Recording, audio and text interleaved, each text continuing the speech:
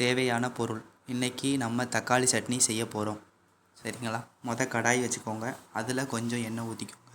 Slow ஃப்ளேமில் இருந்தால் போதும். சரிங்களா? கொஞ்சம் எண்ணெய் ஊற்றிக்கோங்க. ஊற்றுனதுக்கப்புறம் அதோட கொஞ்சம் கடுகு போட்டால் கொஞ்சம் டேஸ்ட் இருக்கும். அதனால் கொஞ்சம் கடுகு போடுறோம். நீங்கள் கடுகு போட்டுக்கோங்க. அடுத்து கொஞ்சம் கருவேப்பிலை. நீங்கள் ரொம்ப போட்டால் அவ்வளோ கறக்க முடியாது. லைட்டாக போட்டுக்கோங்க கருவேப்பிலை. எங்கள் வீட்டில் ஆள் அதிகனால நாங்கள் ரொம்ப போட்டு செய்கிறோம். நீங்கள் கொஞ்சம் போட்டுக்கோங்க. உங்கள் வீட்டில் எத்தனை பேர் இருக்காங்களோ அத்தனை பேர்த்துக்கு தேவையாக போட்டுக்கோங்க. சரிங்களா? இப்போயே நம்ம கருவேப்பிலை போடணும். அடுத்து தாளிக்கும் போதும் கருவேப்பிலை போடணும். அளவாக போட்டுக்கோங்க. சரிங்களா? கொஞ்சம் கருகுனா போதும். இது நம்ம மிக்சியில் போட்டு அரைக்கிறதுனால இது பிரச்சனை கிடையாது. இது கருனாலும் பரவாயில்ல, மிக்சியில் தான் அரைய போகுது. அதனால் லைட்டாக இருந்தாலும் போதும். சரிங்களா? இதோட சின்ன வெங்காயம் உரித்து வச்சுக்கோங்க.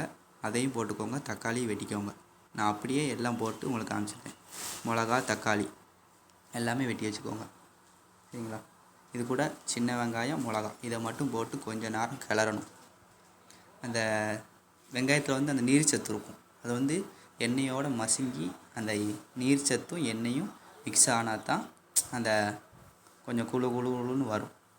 அதனால தான் ரெண்டையும் போட்டு நல்லா வதக்கும். மிளகாவை இப்பயே போடுதோம்னா அது ரெண்டும் சேர்ந்தனால கொஞ்சம் அந்த உரப்புக்கு இது கிடைக்கிறனால தான் நம்ம அதையும் போடுவோம். அதனால் ரெண்டையும் போட்டு கொஞ்சம் கிளறிட்டு அப்புறம் தண்ணி சத்து இல்லைன்னா தான் நம்ம தக்காளி போடணும். சரிங்களா? தக்காளி போட்டு அதையும் கிளறி அது பச்சை வாசனை தக்காளியில் பச்சை வாசனை போகிற வரைக்கும் வதக்கணும்.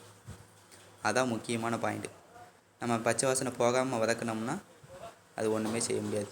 நான் இப்போ தான் தக்காளி வெட்டுறேன். தண்ணி இறங்கி கீழே வடிஞ்சிரும் அப்படின்னு. அப்படியே வெட்டி அப்படியே போட வேண்டியதான். சரிங்களா? இதான் பச்சை வாசனை போயிடுச்சு. இந்த தக்காளி அப்படியே போட்டு தண்ணி சத்து நம்ம வெட்டி வச்சோம்னா தண்ணியில் கீழே எழுந்துடும். அதனால தக்காளி இப்போ போட்டு அதை அப்படியே வதக்கி எடுக்கணும். தக்காளி இதில் நல்லா மசுங்கினா தான் நம்ம மிக்சியில் அரைக்கும் போது கொஞ்சம் சீக்கிரம் அரைச்ச மாதிரி இருக்கும். வெங்காயம் வெந்துருச்சு, ஆனால் தக்காளி மட்டும் கொஞ்சம் வேகணும். அதுவும் வெந்த உடனே நல்லா கொஞ்சம் நேரம் கரண்டியை போட்டு கிண்டிக்கிட்டே இருங்க. இதுதான் முக்கியம். ஆனால் இது செய்கிறது ரொம்ப கஷ்டம் அப்படிலாம் நீங்கள் நினைக்காதீங்க. நான் செஞ்சு உங்களுக்கு வீடியோ போடுறேன். நல்லா மசிங்கிடுச்சு பாருங்கள். கொஞ்சம் நேரத்து வேலை தான். கரெக்டாக 10-20 நிமிஷம் தான் ஆகும். டக்குன்னு செஞ்சு டக்குன்னு சாப்பிட்றலாம். ஆனால் என்ன சொல்ல, ஒரு தோசை கீசை சுடுதோம்னா இது கரெக்டாக டப்புன்னு செஞ்சுட்டு டக்குன்னு சாப்பிட்டு முடிச்சிடலாம். சரிங்களா? வெங்காயத்தை உரிக்க போகிறிய,